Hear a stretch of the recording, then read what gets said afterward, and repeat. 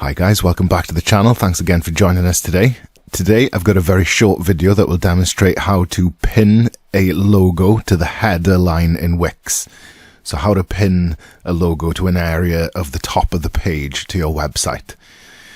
So first things first is that you obviously need a logo imported into your website. I'm using one in a template here just for this demonstration, and that you'll need to place that logo in the header.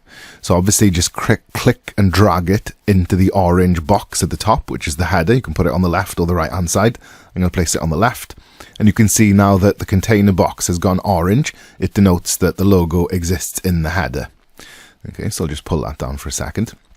So to pin this to the header, to make sure that it doesn't move and is a consistent place on every page, you right click on the object on the container box and then select pin to screen. Okay, and when you do that, it brings up this little dialog box which gives you a couple of options. Obviously you can unpin it from here. You can set it to pin in different areas of the header also, so the top right, the middle and the top left there. So I'm going to keep it in the top left.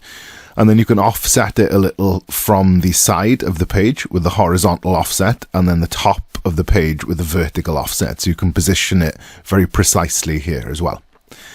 And that's it. Once you close that little window, that is now pinned to the header, to the top line of your website in Wix. And that concludes today's very short video tutorial.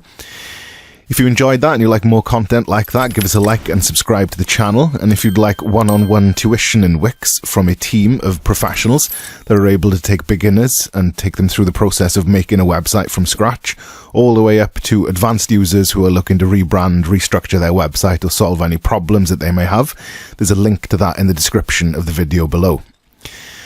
If you like any more videos of this nature, and if you've got any specific comments or questions, please leave them as comments below. And thank you very much for joining us. Goodbye.